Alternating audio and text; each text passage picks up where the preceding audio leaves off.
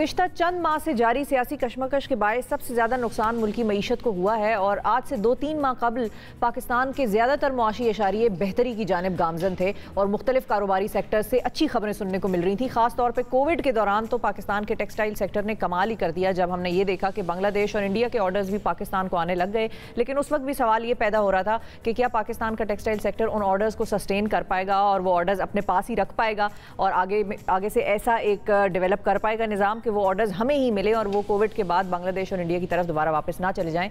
लेकिन अब होता क्या है, आगे बजट आ गया है, बजट में टेक्सटाइल सेक्टर के लिए क्या है और हम कहां पर खड़े हैं मजमूई तौर पर जब हम बात करते हैं टेक्सटाइल सेक्टर के हवाले से, क्योंकि पाकिस्तान अपनी कॉटन के लिए भी जाना जाता था, एक ज़माना था, उसके बाद फिर एक डिक्लाइन हमने देखा टेक्सटाइल में आया। तो इस हवाले से हम बात करेंगे। हमारे साथ हामिद जमान साहब मौजूद हैं जो कि चेयरमैन एप्टमा हैं नॉर्थ जोन के। अस्सलाम वालेकुम हामिद साहब।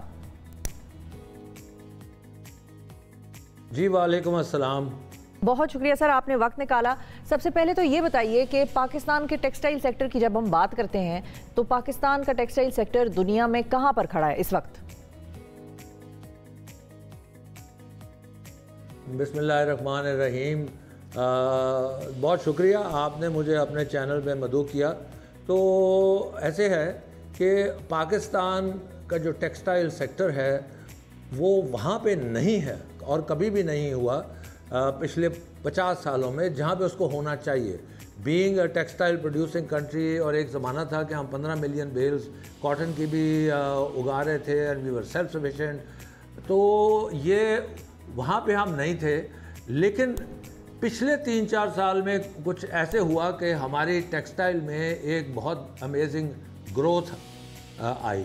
वो उसकी वजह थी कि हमें सबसे पहली मर्तबा हमारी ज़िंदगी में एक रीजनली competitive एनर्जी टैरिफ्स मिले, तो we were able to compete globally against country like Sri Lanka and Bangladesh and Vietnam, क्योंकि हमें एनर्जी फ्राहम हुई और उन रेट्स पे फ्राहम हुई जो इस रीजन में चलते हैं। नंबर 1। नंबर 2, गवर्नमेंट और स्टेट बैंक ने हमें इनएक्सपेंसिव फाइनेंसिंग दी, उन्होंने टफ फाइनेंसिंग LTTF दी, उन्होंने हमें इजी टर्म्स पे और सस्ती फाइनेंसिंग दी। तो पिछले 2-3 साल में $5 अरब के करीब टेक्सटाइल के अंदर इन्वेस्टमेंट भी हुई।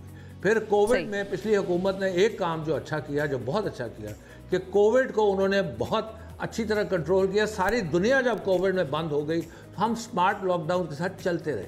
उसका result among other things the result was कि हमें सारी दुनिया से ऑर्डर्स आने शुरू हो गए। जो पहले बांग्लादेश और इंडिया जा रहे थे और चाइना जा रहे थे वो भी हमें आने शुरू हो गए।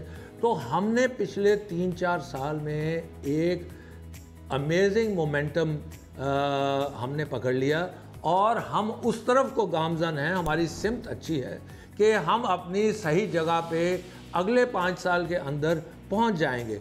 हमारी जो ग्रोथ हुई टेक्सटाइल एक्सपोर्ट्स में वो इस साल $20 अरब के करीब होगी, 28% over last year, which is the highest in this entire reason.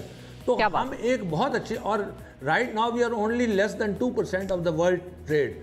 लेकिन जो हमने एप्टमा ने और हमारी टेक्सटाइल इंडस्ट्री ने हदफ दिया था पिछली हुकूमत को कि आप इसी तरह की पॉलिसीज रखेंगे तो हम 2027 तक आपको सिर्फ टेक्सटाइल में 50 अरब पे ले जाएंगे। क्या बात है, जबरदस्त। तो अब हामिद साहब, अब पिछली हुकूमत की हमने 4% और 5, ठीक है जी। अब पिछली हुकूमत को तो आप लोगों ने हदफ दिया था और उन्होंने आप लोगों को उस तरह से साजगार माहौल फराहम किया। इस हुकूमत के लिए आप लोगों के पास क्या है और करंट गवर्नमेंट जो PMLN की कोलिशन गवर्नमेंट है उसको आप लोग क्या हदफ दे रहे हैं कि वो अगर आप लोगों के लिए कौन सी पॉलिसीज ऐसी वो बनाएं ताकि आप लोग उनको भी कोई हदफ दे सकें कि हम बाय 20 आगे आने वाले सालों में हम यहाँ तक पहुँचना चाहते हैं? बिल्कुल, देखें शिफा, हम बिल्कुल पहुंच सकते हैं।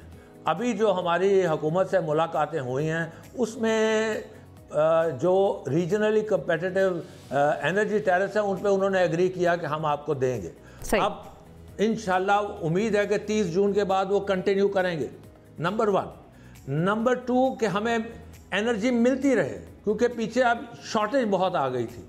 तो नंबर 2, हमें क्वालिटी एनर्जी मिलती रहे। ये तो 2 चीज़ें होंगी। अच्छा, फिर एक और बहुत इंपॉर्टेंट चीज़ है जो हम पिछली हुकूमत से भी बात कर रहे थे और इस हुकूमत से भी हम बात कर रहे हैं कि जो हमें जीएसटी पूरी चेन पे लगता है 17%, जो शायद अब 18% हो जाए, हमारे एक्सपोर्टर्स के सैकड़ों अरब रुपए रिफंड में फंस जाते हैं। और वो हालांकि इस हुकूमत ने हमें कहा जी हम रिफ़ंड जल्दी आपको रिफ़ंड कर देंगे, पिछली हुकूमत ने भी यही कहा था कि हम आपको जल्दी रिफ़ंड कर लेंगे, और ऑन एंड ऑफ उन्होंने बहुत जल्दी रिफ़ंड किए भी, लेकिन बीच में डिले भी आते हैं। लेकिन आपको एक बात समझनी है, जब आपकी एक्सपोर्ट्स बढ़ रही होती है, आपका कारोबार बढ़ रहा होता है, आपको वर्किंग कैपिटल की बहुत ज़रूरत होती है। तो ये जो हमारे 200-300-400 अरब हुकूमत के पास फंस जाते हैं, इससे हमें बहुत सिवियर वर्किंग कैपिटल शॉर्टेज आती है। तो ये एक और चीज़ है जो हमें हैम्पर करेगी हमारी ग्रोथ को, और हम शायद वो हदफ ना मीट कर सकें। आपकी जो लोकल डोमेस्टिक इंडस्ट्री है वो सिर्फ 15 से 20% है, 80 to 85% आपकी एक्सपोर्ट है। तो वो जो 18 अरब रुपया ये लोकल मार्केट से कलेक्ट करते हैं इन जीएसटी, उसके इवज़ ये हमारे सबसे चार्ज करके जीएसटी, तो सैकड़ों अरबों रुपए का हमारा कैपिटल ब्लॉक होता है। तो हमने हुकूमत से ये कहा है कि प्लीज़ आप हमें जीएसटी से या एग्जेम्प्ट कर दें। वो SRO 1125 एक होता था जिसने टेक्सटाइल इंडस्ट्री को एग्जेम्प्ट कर दिया था। अगर आप एग्जेम्प्ट नहीं कर सकते तो आप 3-4% पे ले आएँ। ये अगर हमारे पास पैसे होंगे, क्योंकि अब एक और चीज़ हो गई है, हमारे इंटरेस्ट रेट 15-16% पे चले गए। अभी ख्याल है और ऊपर जाएंगे। हमारे लिए काम करना बहुत महंगा हो गया। मैं अपनी कंपनी की आपको एक मिसाल से देता हूँ, क्योंकि वो तो एक पर्सनल मिसाल है जो विच आई नो अबाउट। तो हम इस साल माशाल्लाह हम 100% अपनी कंपनी में एक्सपोर्ट्स की ग्रोथ हम अचीव कर रहे हैं, कर चुके हैं ऑलरेडी।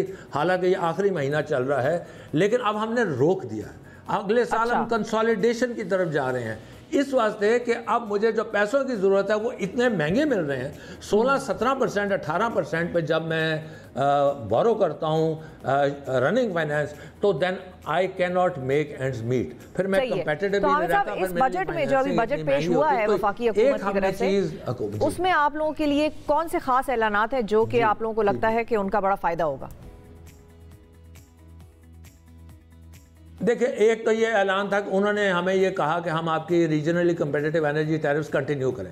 ये बहुत अच्छी चीज़ है। अगर ये करते हैं आफ्टर 30 जून तो दिस विल बी अ बिगर। अच्छा, एक और इन्होंने चीज़ की, लेकिन उसमें थोड़ी सी सियासत भी है। इन्होंने कहा कि हम आपको रिटेल लेवल पे जीएसटी से मुस्तस्ना कर देते हैं। आप जीएसटी ना दें, आप 3,000 रुपये से लेकर 10,000 रुपये आप फिक्स टैक्स जमा करा दें। अच्छा, ये कहने को तो बड़ी अच्छी चीज़ है कि बड़ी आसानी है, लेकिन 4-5 साल से एक डॉक्यूमेंटेशन ड्राइव चल रही थी। देखिए शिफा, मैं आपको एक बात बताऊं कि टैक्स बढ़ाने से रेवेन्यू नहीं बढ़ता, टैक्स कम करने से रेवेन्यू बढ़ता है। जब आप टैक्स बेस बढ़ाते हैं, हम 9 लाख लोग हैं जो इस मुल्क में टैक्स दे रहे हैं, अगर हम इस 9 लाख को 40 लाख पे या 30 लाख पे या 25 लाख पे ले जाए तो आपकी टैक्स कलेक्शन डबल ट्रिपल हो जाएगी।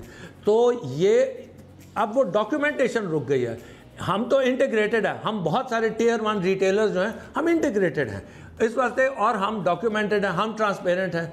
लेकिन 80% ऑफ रिटेल ये ट्रांसपेरेंट नहीं है और ये टैक्स नहीं देते, तो इनको और ना ये डॉक्यूमेंट होना चाहते हैं। तो चूंकि ये हमारी रूलिंग पार्टी की एक कंस्टिट्यूंसी भी है, और मेरे ट्रेडर भाई शायद नाराज़ हो जाए मेरे से, लेकिन ये सच बात है कि देखिए हमारे मुल्क ने कैसे आगे बढ़ना है।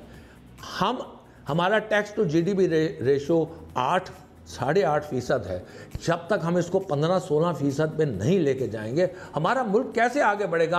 हम कहते हैं बाहर से हम कर्जे ले लें, खुद हम टैक्स ना दें, ये कितना जुल्म है। हमें टैक्स देना है अपने मुल्क के लिए। तो मैं तो अपनी सारी बरादरी से कहूँगा, देखिए आप ये फिक्स टैक्स रजीम में ना जाएं, आप अपने आप को रजिस्टर कराएं, डॉक्यूमेंट करें। इस मुल्क का टैक्स बढ़ेगा, हमारा मुल्क, इतना पोटेंशियल हमारे मुल्क में कहाँ से कहाँ पहुँच सकता है। तो ये एक चीज़ जो इस बजट में आई है, I think this is political. अपने वोट्स इन्होंने सेव करने के लिए एक तबके को फिक्स टैक्स में ले गए हैं, डॉक्यूमेंटेशन रुक गई है। लॉन्ग टर्म में this is going to be harmful for the economy. अभी तो फ़ायदा नज़र आ रहा है, लेकिन लॉन्ग टर्म में ये हार्मफुल होगी, डॉक्यूमेंटेशन रुक गई। ठीक है, डॉक्यूमेंटेशन रुक गई है, लेकिन हमें अगर अमेरिका जैसी और डेवलप्ड कंट्रीज जैसी सर्विसेज चाहिए हुकूमत से, तो फिर हमें अपना शेयर भी उसमें डालना होगा, हमें टैक्सेस देने होंगे, चाहे हम कोई कंपनी है या कोई हम इंडिविजुअल हैं। कलेक्टिव एफर्ट हमारी बहुत ज़रूरी है। बहुत शुक्रिया अदा करेंगे हामिद ज़मान साहब, बड़ा थॉरो सेगमेंट टेक्सटाइल के हवाले से बड़े गिलिश क्यों आ रहे थे कि आप लोग टेक्सटाइल पे बात क्यों नहीं करते, तो हमने आज टेक्सटाइल पे भी बात कर ली है और कोशिश करेंगे कि आइंदा आने वाले वक्तों में भी मुख्तलिफ इंडस्ट्रीज़ को टैप करते रहें।